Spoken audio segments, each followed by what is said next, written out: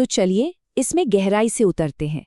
आज के इस विशेष विश्लेषण में हम एक बेहद रहस्यमयी और शक्तिशाली ईश्वरीय कथा को डिकोड करने जा रहे हैं। हम बात कर रहे हैं 10 महाविद्याओं में दूसरे स्थान पर विराजमान माँ तारा की। एक ऐसा स्वरूप जो घोर अंधकार में भटकी आत्माओं का हाथ थाम लेता है। ये सिर्फ तांत्रिक साधनाओं की चरम सीमा नहीं है, बल्कि जब जिंदगी में सब कुछ खत्म होता नजर आए ना, तब ये सबसे बड़ा सहारा बनती हैं।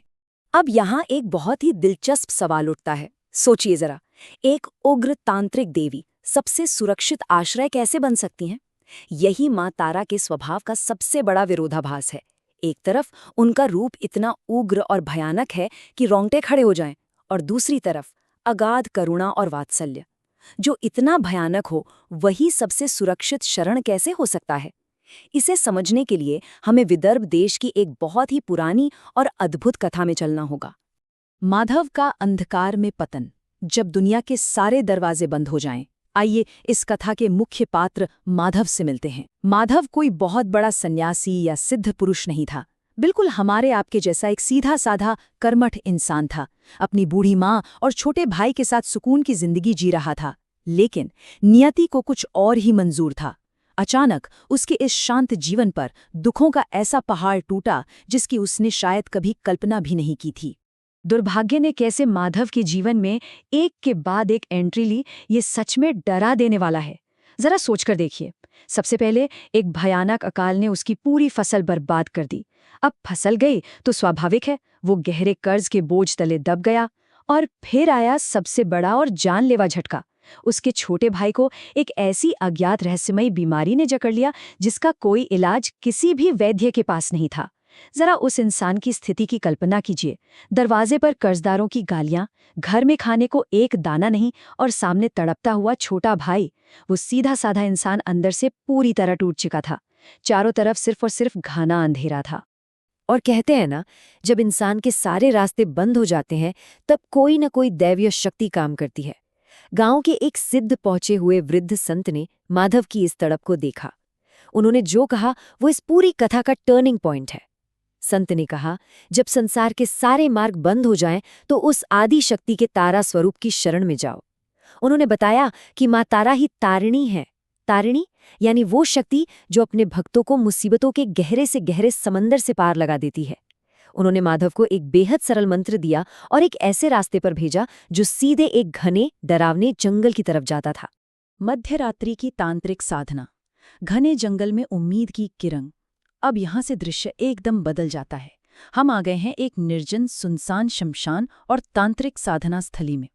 सोचिए, अमावस्या की वो काली घुप अंधेरी रात, हवाओं में एक अजीब सी गूंज और सिहरन जो अच्छे भलों के पसीने छुड़ा दे। लेकिन यहाँ जो बात सबसे ज्यादा हैरान करती है, वो है माधव का अटल समर्पण। अपने छोटे भाई को मौत की मुंह से खींच लाने की तड़प और संत के वचनों पर उसका वो अटूट विश्वास। इसके आगे डर तो जैसे गायब ही हो गया था। उस शमशान में उसने बस एक अकेला दीप जलाया और संत के बताए तरीके से ध्यान में बैठ गया। बिना किसी खौफ के, एकदम निर्भय होकर वो पूरी तरह से माँ तारा के ध्यान में डूबता चला गया। ईश्वरीय स्वरूप का प्राकट्य, आध्यात्मिक ऊर्जा का चरम। आधी रात का वक्त था और उस समय तांत्रिक ऊर्जाएं अपने बिल्कुल चरम पर होती हैं।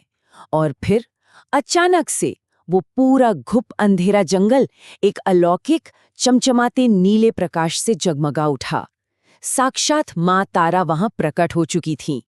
अब यहाँ जो सबसे दिलचस्प बात है, वो है माँ तारा के इस भौतिक स्वरूप का सटीक और रोंगटे खड़े कर देने वाला वर्णन। जब माधव ने अपनी आंखें खोलीं, तो सामने जो नजारा था वो सच में अद्भुत था। माँ के शरीर से एक नीले रंग का दिव्य तेज निकल रहा था। उनके मस्तक पर अर्धचंद्र था, गले में मुंडमाला सुशोभित थी, शरीर पर बाघ की छाल यानी बाघंबर था, और सबसे बड़ी बात, वो देवों के देव महादेव की छाती पर प्रत्यालीढ़ मुद्रा में यानी एक वीर योद्धा की तरह खड़ी थीं। ये रूप देखने में जितना प्रचंड था ना, असल में उतना ही प्रतीकात्मक भी था। आइए इस स्वरूप को थोड़ा और करीब से डिकोड करते हैं।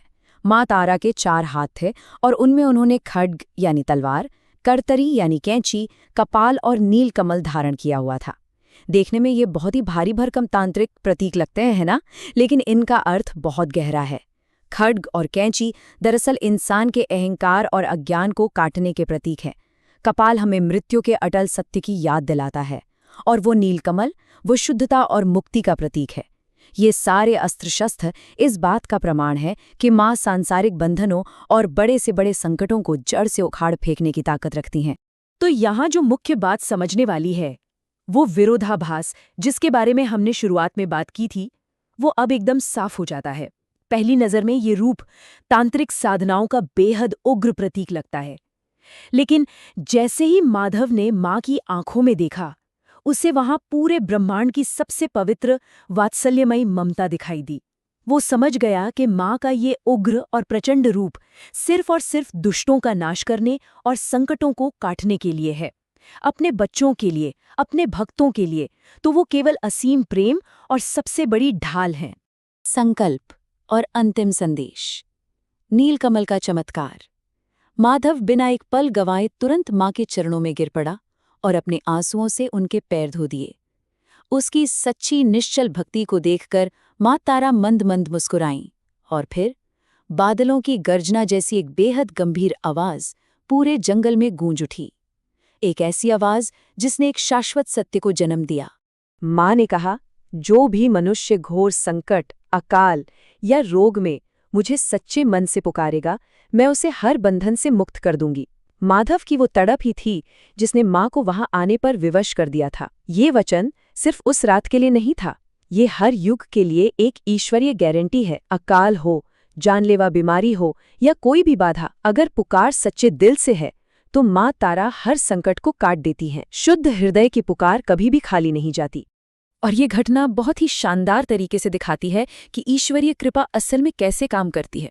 माँ ने अपने हाथ से उस नीलकमल की बस एक पंखुड़ी तोड़ी और माधव को दे दी।